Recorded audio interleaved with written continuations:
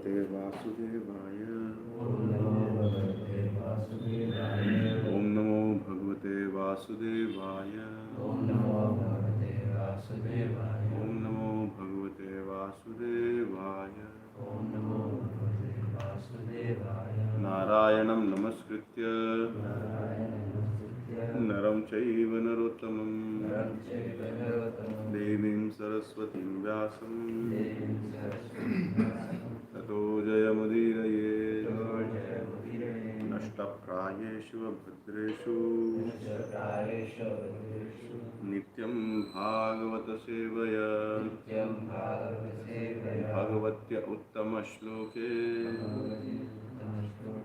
भक्तिर्भवति नैष्टिकी। Reading from Canto 4, Chapter 30, titled The Activities of the Prachetas. Text number 38.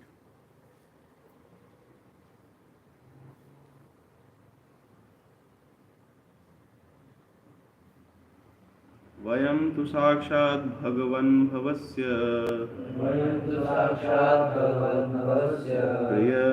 प्रियस्य सख्युः क्षणसंगमेन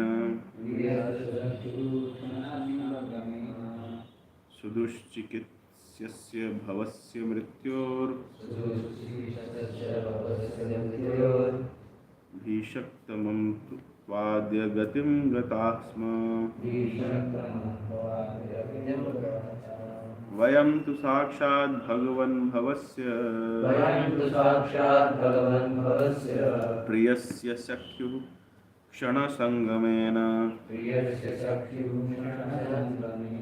सुदुश्चिकित्स्यस्य भवस्य मृत्योर्भीषक्तमं त्वाद्य गतिं गताः स्म। वयं तु साक्षात् भगवन् भवस्य प्रियस्य सख्युः क्षणसंगमेन सुदुश्चिकित्स्यस्य भवस्य मृत्योर्भीषक्तमं त्वाद्य गतिं गताः स्म।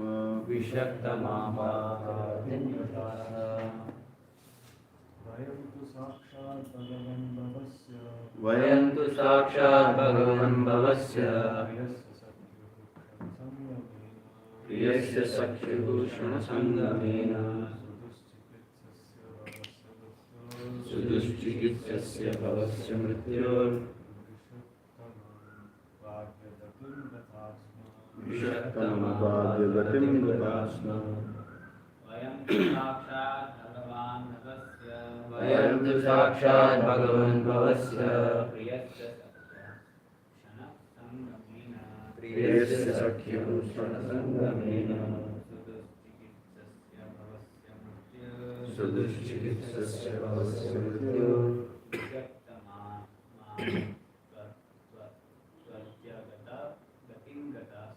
भीषक्तमं त्वाद्य गतिं गताः स्म। वयं तु साक्षात् भगवन् भवस्य प्रियस्य सख्युः क्षणसंगमेन सुदुश्चिकित्स्यस्य भवस्य मृत्योर्भीषक्तमं त्वाद्य गतिं गताः स्म।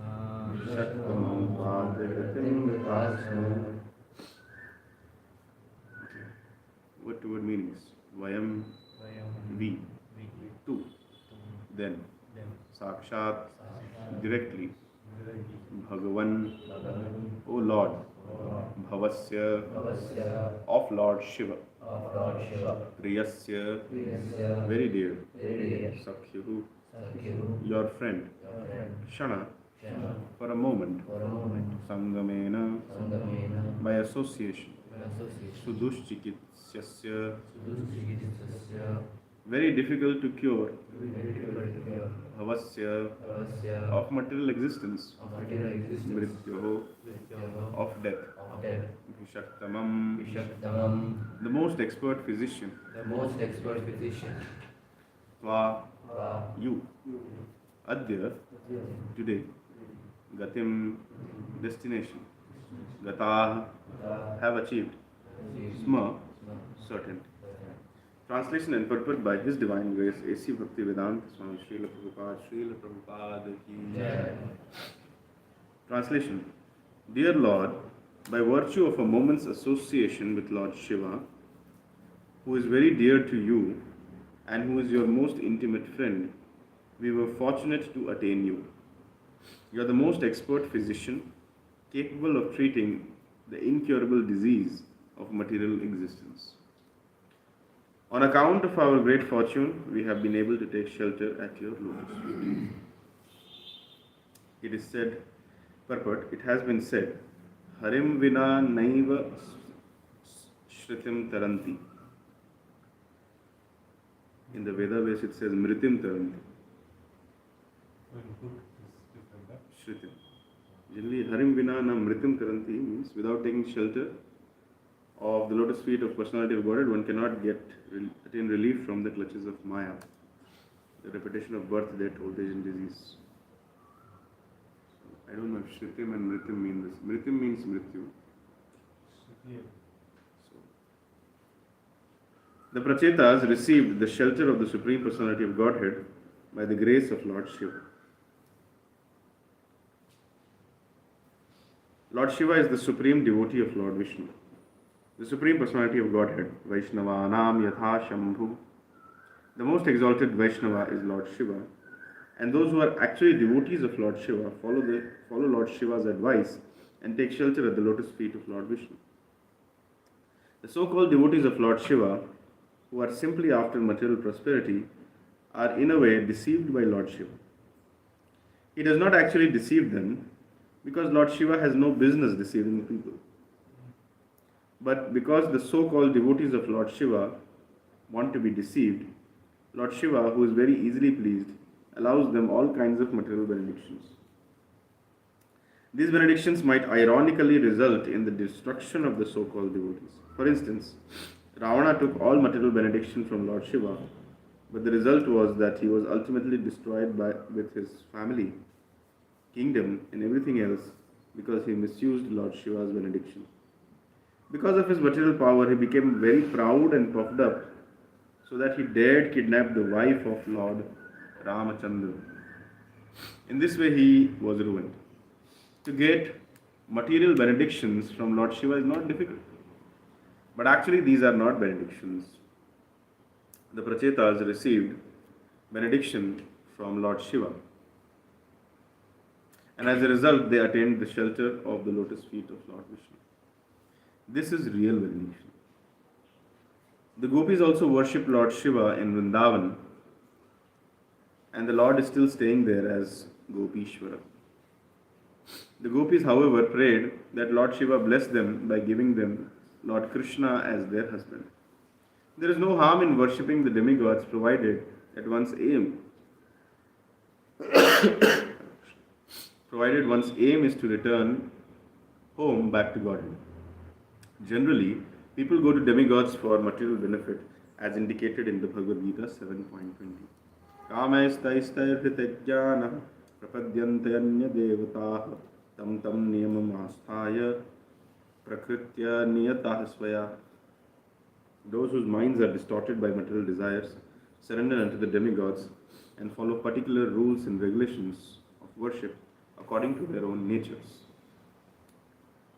One enamored by material benefits is called Hrita Jnana, one who has lost his intelligence. In this connection, it is to be noted that sometimes in revealed scriptures, Lord Shiva is described as being non-different from the Supreme Personality of God. The point is that Lord Shiva and Lord Vishnu are so intimately connected that there is no difference in opinion. The actual fact is Ekale Ishvara Krishna Arasamabhritya. There is only one supreme. The only supreme master is Krishna, and all others are his devotees or servants. Chaitanya Charitamrita Adi Leela 5.142. This is the real fact, and there is no difference of opinion between Lord Shiva and Vishnu in this connection. Nowhere in revealed scripture does Lord Shiva claim to be equal to Lord Vishnu? This is simply the creation of the so-called devotees of Lord Shiva who claim that Lord Shiva and Lord Vishnu are one.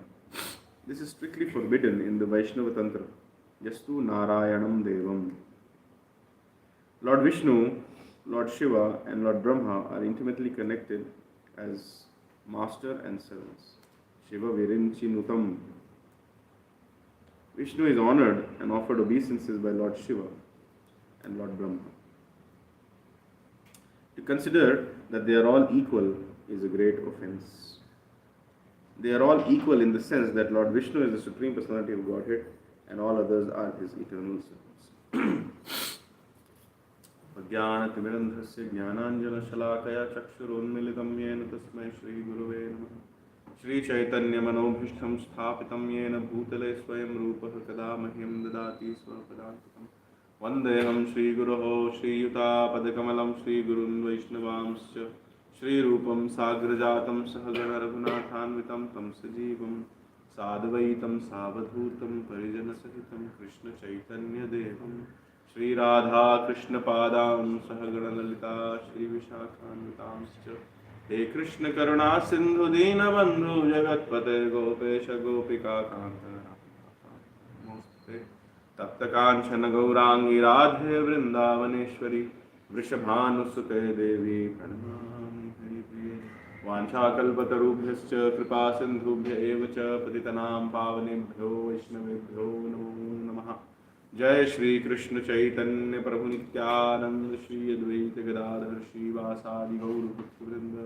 Hare Krishna Krishna Krishna Hare Hare Hare Ram Ram Ram Hare Hare Namo Vishnupadaya Krishna Prishthaya Bhutale Srimate Bhaktivedanta Swamin Iti Namine Namaste Saraswati Devi Gauravani Pracharine Nirvishesha Shunyavadi Paschati Deshatarine Mukam Karoti Vachalam Pangum Hayate Girim Yatripa Tamaham Vande Shri Gurum Dinatarinam Paramananda Madhavam Shri Chaitanya Ishwaram Harihi Om Tatsat.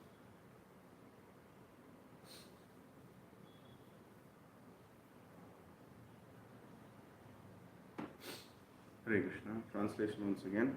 Dear Lord, by virtue of a moment's association with Lord Shiva, who is very dear to you and who is your most intimate friend, we are very fortunate to attain you. You are the most expert physician, capable of treating incurable disease of material existence. On account of our great fortune, we have been able to take shelter at your lotus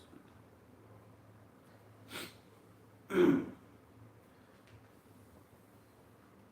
So, the Prachetas are offering prayers, and they have offered very nice prayers actually. They have been asking for the eternal association of devotees of Lord Krishna. And in the previous verse we saw that they didn't mind where they took their birth or whether they got liberation or not. And then we saw that their only desire was to forget all kinds of material hankerings and just stay in the association of devotees and hear Hari Katha and Hari Kirtan, and in that way get freedom from all kinds of material influences such as enviousness and others.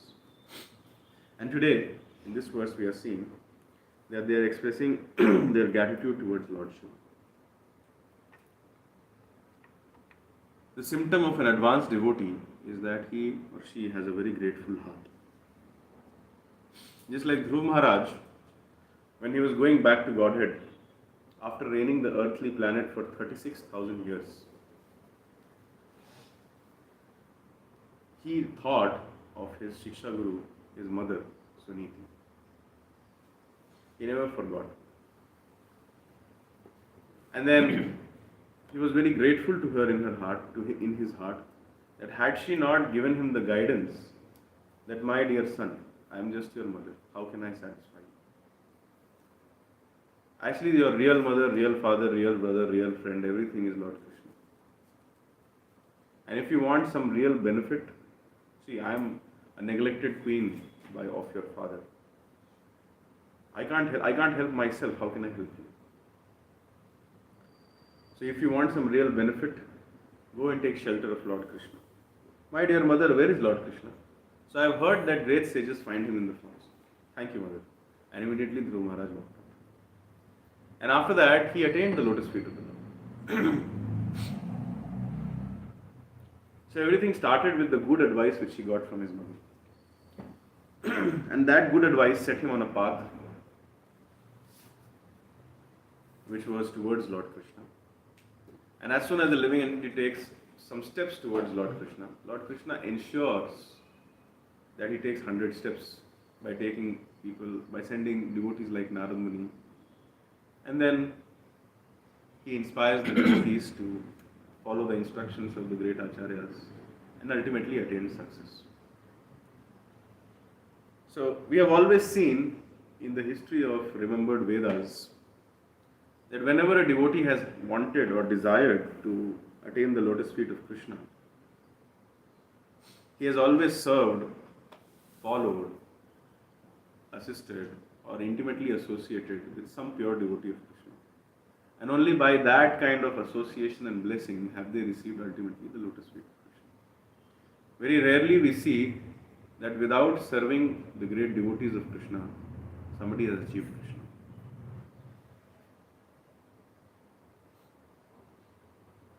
Shushusho Shabdadhanasya Vasudeva Katharuchi Syan Mahat Sevaya Viprapunya Tirthamasya. So Bhagavatam says, when somebody serves those devotees whose hearts have been thoroughly purified, cleansed, because of the chanting of Hare Krishna, Krishna Krishna, Hare Hare, Hare Rama, Ram Ram, then that service is a great service. And as a result of that, they get Vasudeva Katharuchi. They get a very strong attraction towards the name, form, qualities and pastimes of Krishna. And how is that strong attraction, which will ultimately lead one day to achieve the lotus feet of Krishna, coming? Because of the pleasure of this Syan Mahat Seva. Because somebody has served the Mahats, so they are ultimately achieving Krishna sooner or later. Without serving the Mahats, it's very difficult. In fact, we have never seen any case as such that somebody has achieved. Even if it appears that somebody has not served Krishna directly, they have approached Krishna. In their previous life, they have served some Mahat, due to which they are achieving Krishna. For example, if you see the example of Maharaj Chitraketu. So when he and his 100, I don't know how many wives, many wives were there. Somehow when he got a child, and because of the enviousness of the other wives, when his child was killed, so first he was visited by Narad Muni and Parvat Muni. And then he was advised that he should take shelter of Lord Krishna. And then he took shelter of Lord Krishna. And then he got a new Siddha body, where he became the king of Siddhaloka. And as a king of Siddhaloka, he was genuinely, naturally attracted to Lord Krishna all the time, and he rendered great devotional service. He got the darshan of Lord Sankarshan, and then his journey of devotional service was continuing. So if somebody looks at the life of Maharaj Chitraketu from the point that he is rendering great devotional service to Lord Krishna and is a great devotee of Sankarshan, so one will not understand. One will think, oh, this Chitraketu Maharaj, he directly approached Krishna.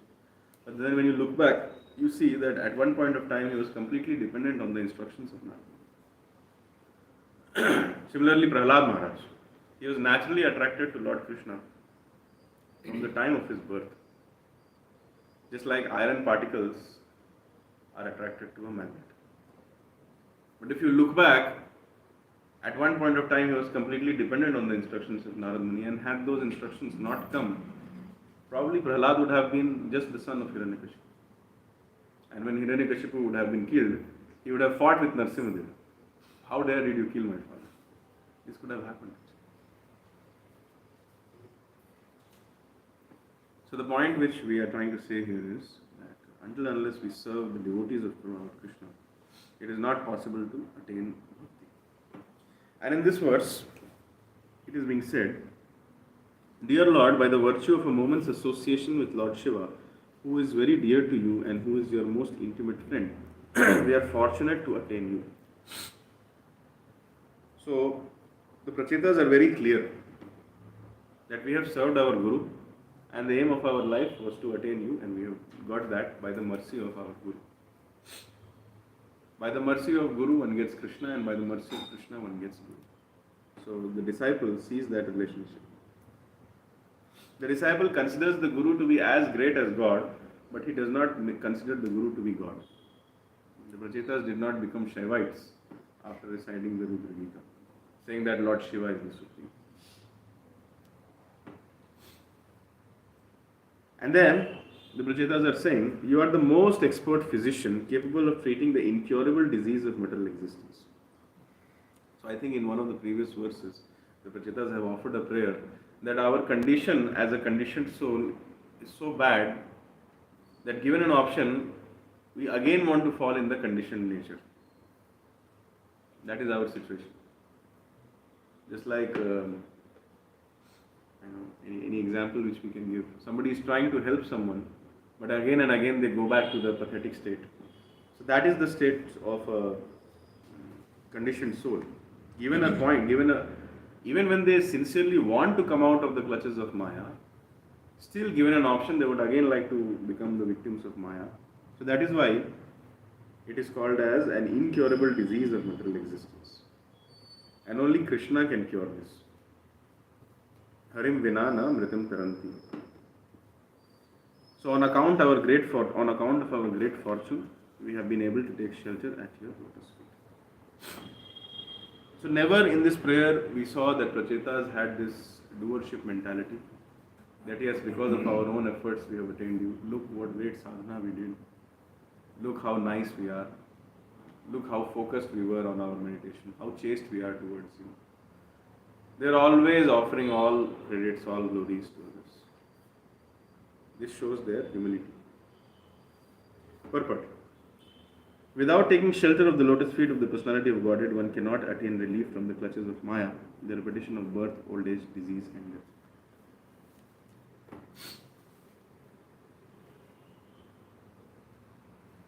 So in the Bhagavad Gita there is a very nice shloka. Yanti deva vrata devan pitrin yanti pitrvata bhutani yanti bhutejya yanti madhyajinoti. The path you take, that decides your destination. It is not possible that whichever path you take, ultimately you will reach the destination, and that destination will also be the same. That is not possible. So similarly, Krishna, I think in the 7th chapter, shloka number 20, 21, 22, 23, 4 shlokas, he has revealed his heart. That how this kamaisthaistha shrita jnana prapadyantinti devata. How those whose intelligence is stolen by material desires have actually approached the demigods. And Krishna seeing that this living entity is so rebellious by nature, doesn't want to be in the purview of the Vedic civilization, wants to leave the Vedic civilization and become a Mlecha Yavana. So somehow to keep him in the purview of the Vedic injunctions and make sure that, okay, at least to someone he should surrender. So Krishna he strengthens the faith of a particular living entity, seeing that he is envious of me, but at least let him become surrendered or obedient to someone at least. So Krishna only strengthens the faith of a particular person in a particular deity. And then to nourish that faith, Krishna only gives whatever that living entity is desiring through that worshipable demigod which the living entity is worshipping. But actually, in the 9th chapter, Krishna tells further that this is avidhi purvatam. This is not correct. So it's all the time Krishna only is doing. But this shows the love which Krishna has for us. He is ready to go to any degree to just reclaim us. Sometimes when the child is not taking the medicine from the father calls the mother, okay, you give. And then the mother gives. The father is so eager that somehow or the other the child should get cured. Even if the child doesn't want to see my face, that's fine. Let him accept this medicine from somewhere else. And when the child will come in proper consciousness, better interactions will be there. So that is the mood of Krishna. The point which we are trying to make here is that different paths lead to different destinations. So if one worships Mother Durga, the destination will be separate. If one worships Lord Shiva, the destination will be separate. If one worships some demigod, the destination will be separate. And if one worships Krishna, the destination will be most glorious. And the aim of human life is to attain eternal association with Lord Krishna. In the words of Srila Prabhupada, go back home, back to Godhead. That is not possible by worshipping Lord Shiva. Lord Shiva's name is not Mukunda. He cannot provide liberation from the cycle of birth, death, old age and disease to him. Harim vina namritam tirasti. So, we cannot say Shivam vina namritam. This is not possible.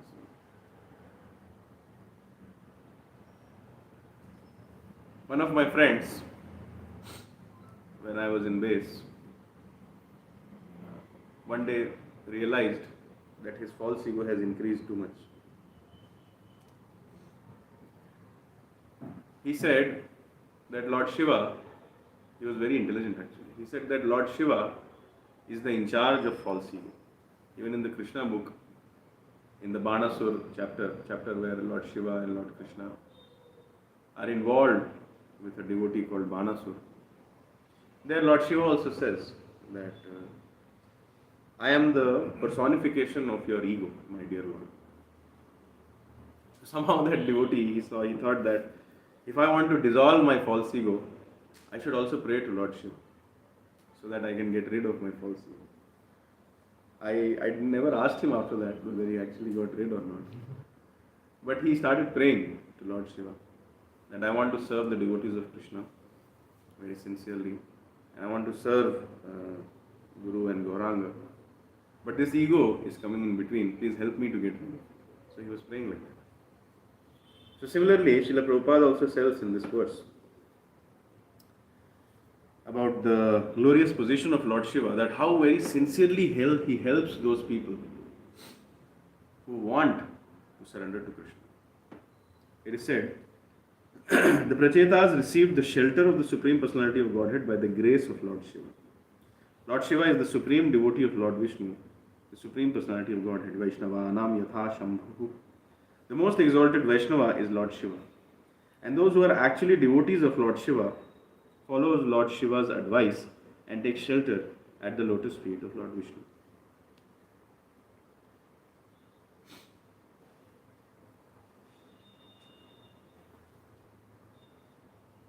So in 1970s, there was a pastime of Srila Prabhupada with respect to the Shaivites. So there was one very top class Shaivite in Chennai. His name was Ramakrishna. So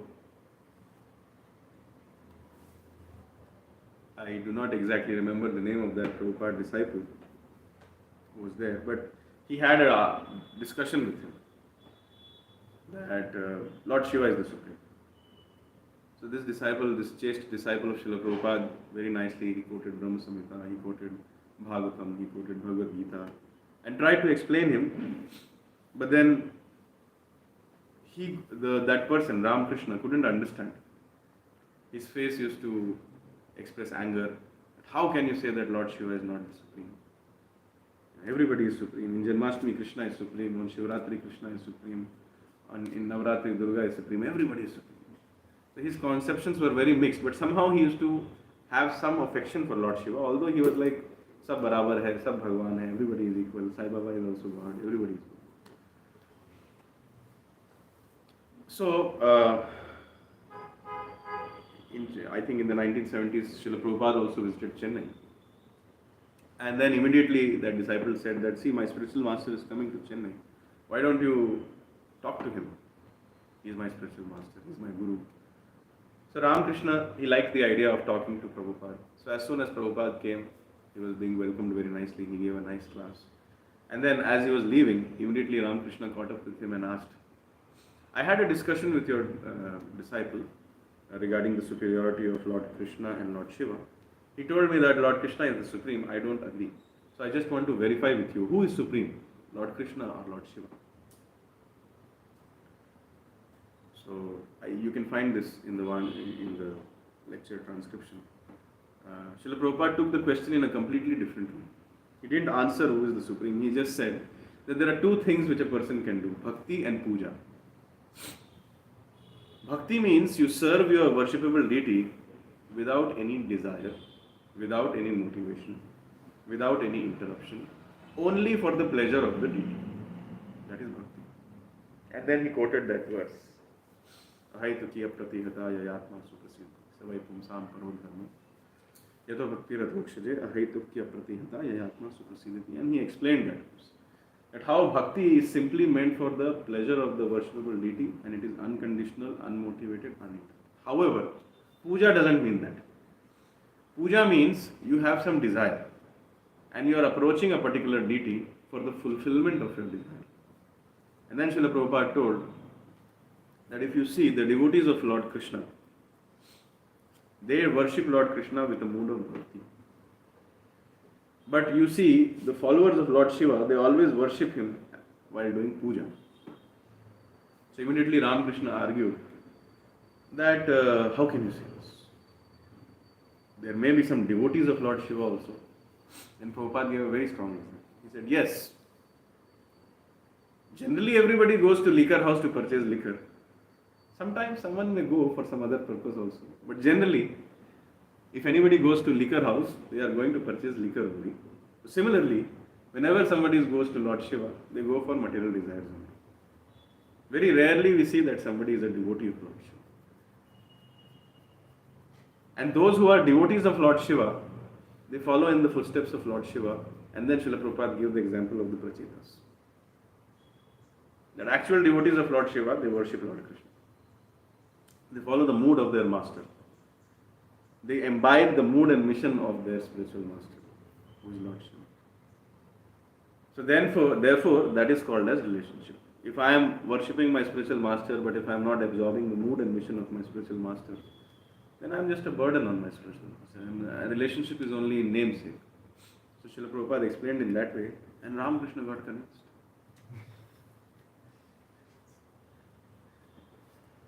So this is the glory of Srila Prabhupada. And this is the glory of Lord Shiva.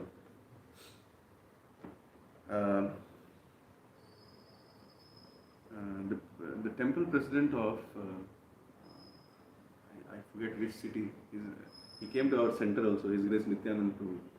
Dallas, the temple president of the Dallas temple, His Grace Nityanand Prabhu, also mentioned that he was living very close to the Hare Krishna temple as a child, as a young man.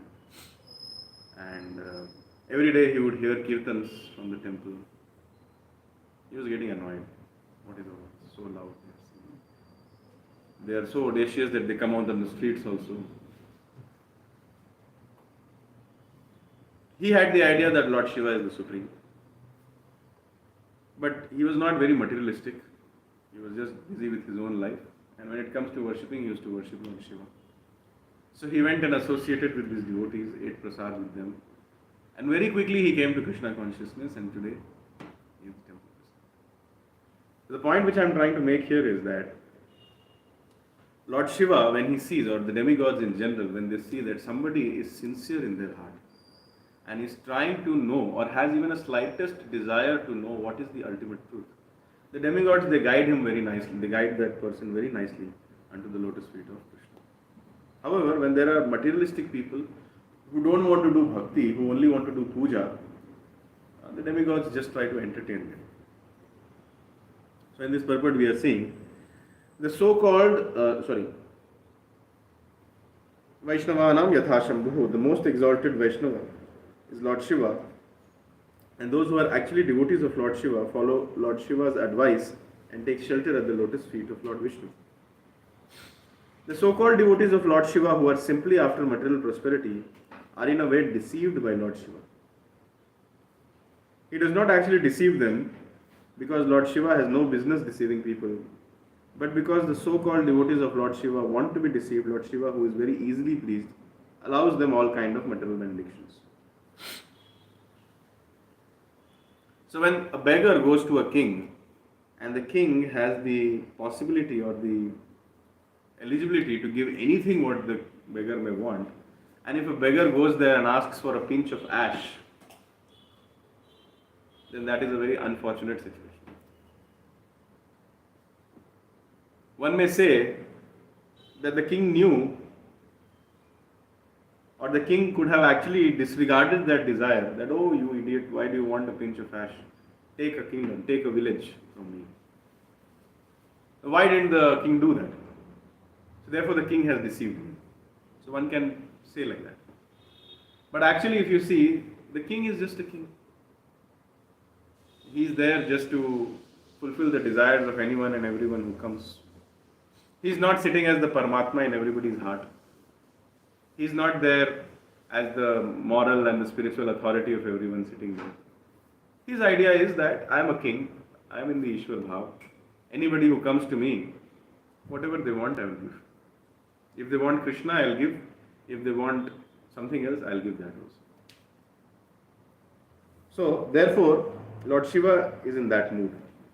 When the materialistic devotees, when the materialistic followers, then when they approach him, and when he is very busy in his own devotional service, he just gets to know what they want and he just gives it to them. One of the best examples is the example of Rikasur. He went to Kedarnath and he started worshipping Lord Shiva.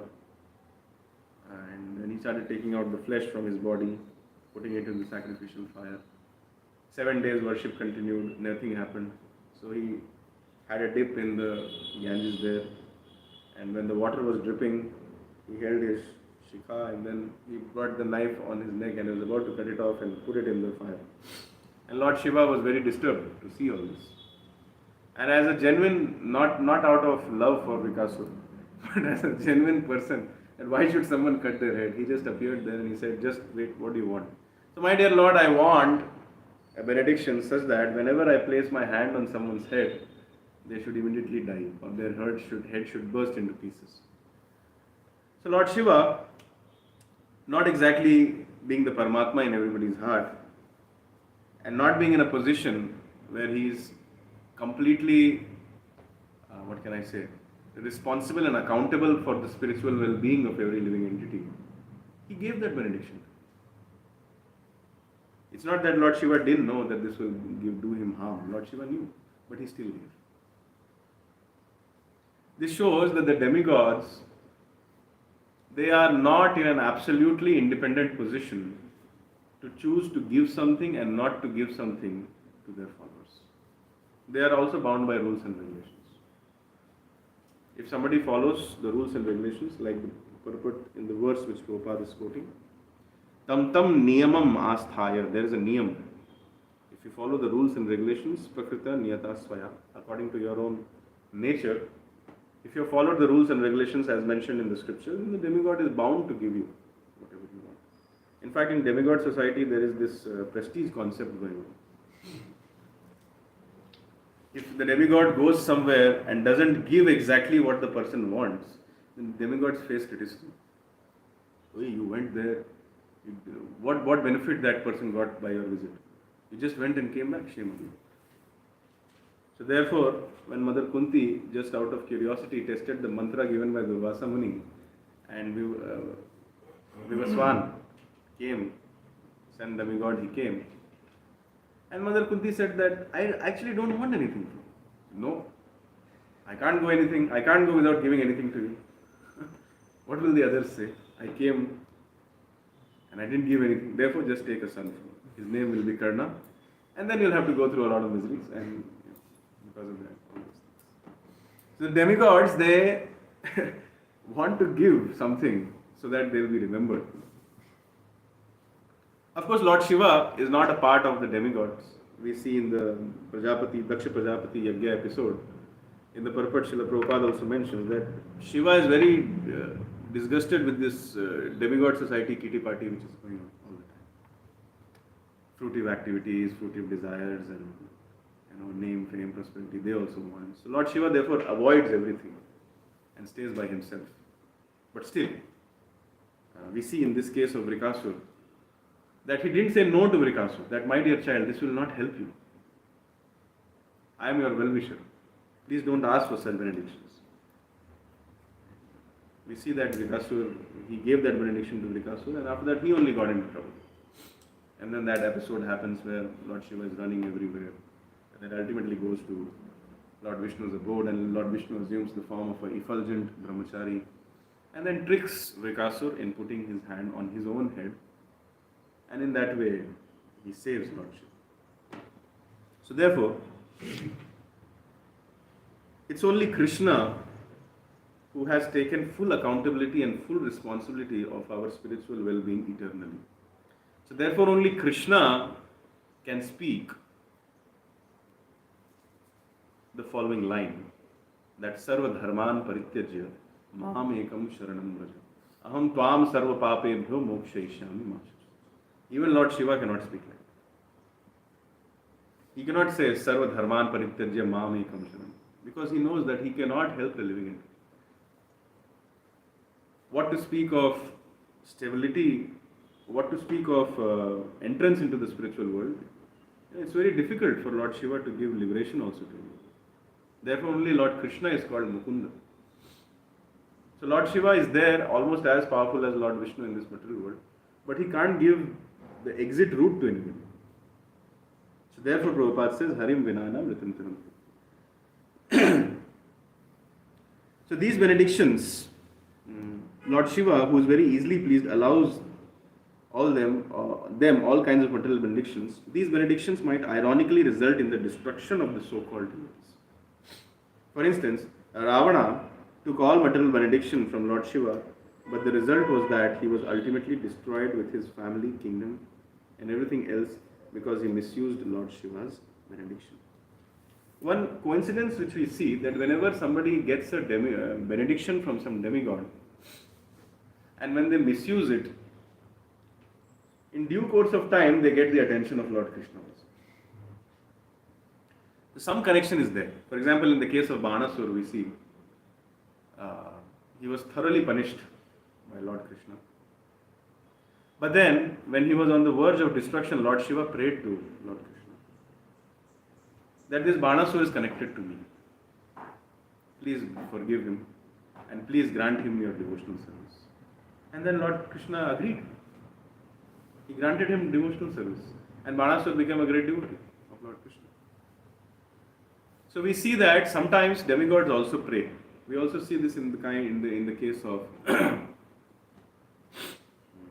Digvijay Pandit, Keshav Krishna. When he was thoroughly bewildered by the defeat from Lord Chaitanya on the banks of river Ganges, and when he was sincerely praying to Mother Saraswati, who had given him a benediction that whenever he will speak, she will reside on his tongue, Mother Saraswati revealed to him that Lord Chaitanya is the Supreme Lord and he should take shelter. Okay. So in this way, because this Digvijay Pandit was a sincere devotee of Mother Saraswati, and he was not behind these materialistic benedictions, which are actually not real benedictions, he actually achieved the lotus feet of Lord Chaitanya, Lord Krishna. So here, Srila Prabhupada continues. For instance, Ravana took all material benediction from Lord Shiva, but the result was that he was ultimately destroyed with his family and kingdom and everything else because he misused Lord Shiva's benediction. So therefore we see, never in the history of Vedas or the remembered Vedas we see that anybody has got some benediction from Krishna and he has misused it. We have never seen it. Sarvasya chaham hridi sannivishtu matta smritir jnanam apohanam cha vedeshcha sarvair ahamev vedyo vedanta krit veda videva chaham. So Krishna clearly knows what is good for a living entity and what is not good for a living entity, and because he is beyond all these demigod society and he is the complete Purna Bhagwan Ekale Ishvara Krishna Sampurna Swarat, so never he gives any benediction to someone so that that person ends up misusing it and therefore creates a havoc in their spiritual life. We have never seen it. We only see this in case of demigods, that people receive benediction from demigods and become more entangled. But we don't see this in the case of Lord Krishna. Even if somebody approaches Lord Krishna for material benediction, like Maharaj Anga, who was actually not destined to have a son, even if somebody approaches with a material desire to Lord Krishna gives that or fulfills those material desires in such a way that the person gets further liberated from those desires.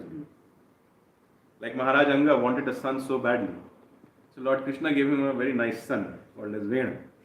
And he was so bad that Maharaj Anga got completely frustrated with family life. He left his home on the right time. In the purport Srila Prabhupada writes that he took the advice of the Brahmanas and then he left the home in the right time. And then he went to the forest, chanted Hare Krishna, went back home back to Lord. But there are so many people who have approached Lord Shiva for sons. All of them are still wandering in the material world. There is this demon who was killed by Shatrughna, Lavanasur. So Lavanasur's father had asked a benediction from Lord Shiva that you give me your weapon, Trishul, and it should reside in my family with my son. As a result of that, I don't remember the name of Lavanasur's father, but there is no mention in the scriptures that he got liberated. But here, Anga asked for a son, or asked for some kind of welfare for the son from Lord Krishna, but they certainly mentioned that by asking material benediction from Lord Krishna, he got liberated. So therefore, I often say that even if you want a mobile phone, approach Lord Krishna. And he'll give you the phone in such a way that your desire to have a phone only will go. So that is called as the master stroke of life. Please understand that Krishna is your father, and a son can approach the father for anything. The father will deal with him the way he wants. The problem is that we don't want to allow the father to deal with us the way he wants. We want everything to happen according to our own way, so we go to the demigods. Because the demigods are bound. They will not say that, my dear child, this is not good for you. Thank you very much for your 10,000 years of celestial years of tapasya. I am not going to fulfill your desire. Let's go. This is a great insult to people like Hiranyakashipu and Ravana. They want what they want. But Krishna says, I will give you what you need, not what you want. This they don't like. So therefore they go to the demigods. And that is the real problem. So therefore Ravana, for instance, Ravana took all material benediction from Lord Shiva, but the result was that he was ultimately destroyed with his family, kingdom and everything else because he misused Lord Shiva's benediction. Because of his material power, he became very proud and puffed up so that he dared kidnap the wife of Lord Ramachandra. In this way, he was ruined. To get material benedictions from Lord Shiva is not difficult, but actually these are not benedictions. The Prachetas received benediction from Lord Shiva, and as a result, they attained the shelter of the lotus feet of Lord Vishnu. This is real benediction.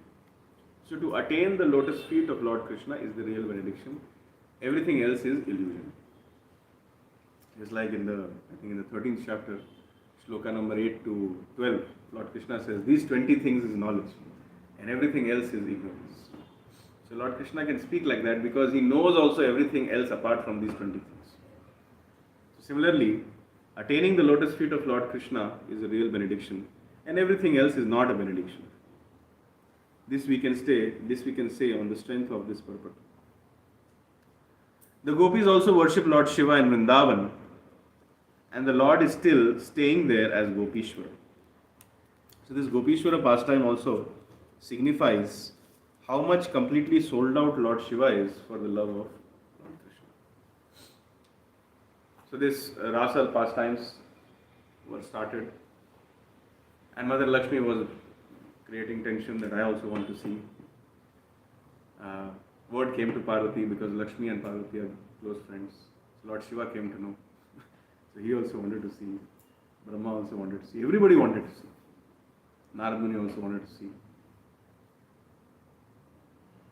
So, when he came there, he was asked to have bath in a particular lake, pond, in which he would assume the form of a female. Because the idea was that except Lord Krishna, there can be no other enjoyer or male in the Rasasthala. So Lord Shiva was so much sold out for Krishna that he didn't care whether he's a male or a female. And then he dipped himself into that pond. I forget the name of that pond. And then he went there and he stood into the Rasasthala. But just like Lord Chaitanya, when he would enter Shiva's Angan, and if some unforeseen or uninvited guest used to be there, he would call Shiva's Thakur and say that, is there someone here who should not be here? Similarly, Lord Krishna also asked the gopis that, is there someone here who should not be here? So Lalita Sakhi, she started examining everybody. And she came and said, everybody is fine here, they're all gopis. There's only one young gopi who has 3 eyes. And the snake also. Yeah, snake also. So Lord Krishna said, call her immediately. And as soon as she came in front, Lord Krishna started laughing like anything. And Lord Krishna called him, my dear Gopishwara, what are you doing here? And then the Gopishwara Mahadev, he said that I just wanted to serve you and take darshan of you. Out of uncontrolled love for you, I am here. So Lord Krishna said, he again laughed and he said, you cannot be here, you go out and guard this Rasasthala. So that's how Gopishwar Mahadev, he came. So because the gopis were worshipping him to get Lord Krishna, so he is called as Gopishwar. Gopis also worshipped the wife of Lord Shiva, Katyayani, to get Lord Krishna as their husband. So both Lord Shiva and Mother Parvati, they like very much helping the devotees of Lord Krishna to achieve the lotus feet of Lord Krishna. That is the understanding we have.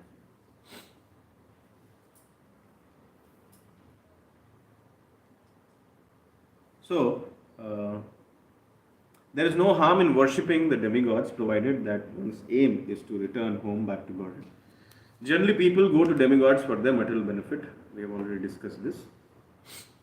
In this connection, it is to be noted that sometimes in revealed scriptures, Lord Shiva is described as not different from the Supreme Personality of Godhead. The point, Srila Prabhupada has explained very nicely. The point is that Lord Shiva and Lord Vishnu are so intimately connected that there is no difference of opinion. Actually, this is the real fact. When they say that they are non-different, it means that there is no difference of opinion. That means the purpose which Lord Krishna has, the same purpose Lord Shiva has. The Guru and the disciple also become non-different because the purpose which Guru has, the disciple also carries the same purpose. In the same way, Sakshat Haritvena Samasta Shastra, Guru and Krishna also become non-different because the purpose which Krishna has, the anxiety which Krishna has, because of which he is exhibiting so many pastimes to attract everyone in the material world, the same purpose Guru also has. So therefore they are non-different. However, it is a great sin, it is a great offense to say that Guru and Krishna are the same. There is no difference between them.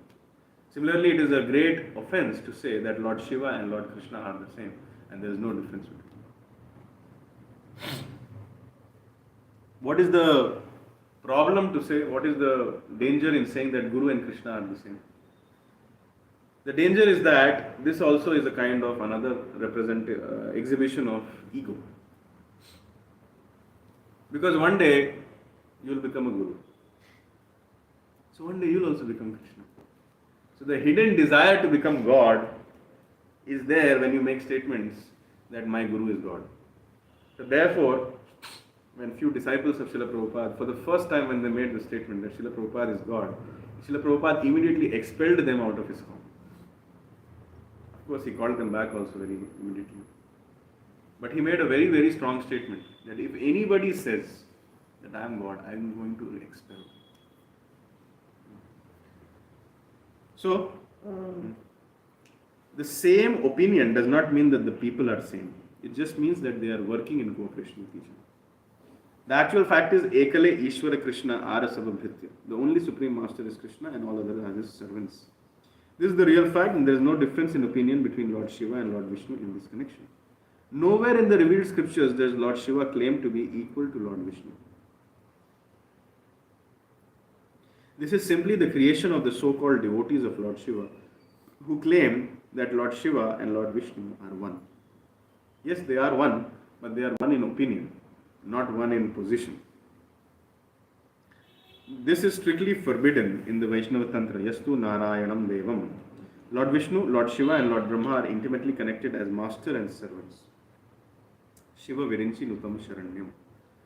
So, Bhagavatam also says that Shiva and Virinchi, Shiva and Brahma, they are all taking shelter of the lotus feet of Lord Chaitanya, Lord Krishna. Shiva Virinchi Nutam Sharanyam. So Vishnu is honored and offered obeisances by Lord Shiva and Lord Brahma. To consider that they are all equal is a great offense. In fact, the last line of this purport is at its poetic best. Prabhupada is at its poetic best. Prabhupada is saying, they are all equal in the sense that Lord Vishnu is the Supreme Personality of Godhead and all others are his eternal servants. So here is Lord Krishna, he has one opinion. And here is Lord Shiva and Lord Brahma, they also have the same opinion and they are eternally serving Lord Krishna. This eternal servant is a very, very great, in fact the most glorious position to have. Sometimes I also feel like writing to my spiritual master, "You're eternally yours." But then I delete it. Because I know I'm not in that position, I'm not in that understanding. Yours eternally means that for the rest of eternity, I will never have a difference of opinion with you. And my conditioned state is that I am not in that situation where I can tell my spiritual masters that yes, I'll never have a difference of opinion with you. And I will actually do whatever you want. Any day I can disobey them, any day I can offend them. So therefore, I don't have the guts to say they're eternally yours. But Lord Shiva and Brahma, Srila Prabhupada says that they are his eternal servants of Krishna. That means we cannot even begin to imagine the degree of obedience they have for Lord Krishna, the degree of priority which they give to Lord Krishna's desires in all the doings which they have to do, whether it is secondary creation or secondary annihilation. So, Lord Shiva is certainly an eternal servant of Lord Krishna. So therefore he is very great. I would like to end this discussion with a small pastime of Srila Prabhupada related to Lord Shiva. I have read this in the Prabhupada Leela app. So there was a great gathering organized by a great Shaivite, and many leaders and many religious leaders and government leaders all were invited. So much so that there was no space except the leaders and the dignitaries to be in the room. So all Prabhupada disciples were standing outside. And then there was a great deity of Lord Shiva there. And after the program, flowers were distributed to everybody. And everybody started offering flowers to Lord Shiva. So the disciples of Srila Prabhupada, they were trying to look, what will Prabhupada do now? So they saw that Prabhupada didn't go, he just kept the flowers in a corner. And when everybody walked out, Prabhupada also walked out, the disciples came in and they saw that there was a small Krishna deity in the corner and Prabhupada had offered his flowers there. So this is, and Prabhupada explained that I did not disrespect Lord Shiva. I just worshipped my worshipable deity. And I know it in my heart that if I worship Krishna, Lord Shiva will also be very pleased with me. So Lord Srila Prabhupada never compromised his loyalty. Just like Gajendra, when he was offering that lotus flower, so many other demigods were there. He could have taken shelter of anybody. But he didn't take shelter of anybody. He just said, let Lord Krishna come and I will take shelter of Lord Krishna. This is the symptom of pure devotee, that he is very chaste towards Lord Krishna. If he wants something, he wants from Lord Krishna or the pure followers of Lord Krishna.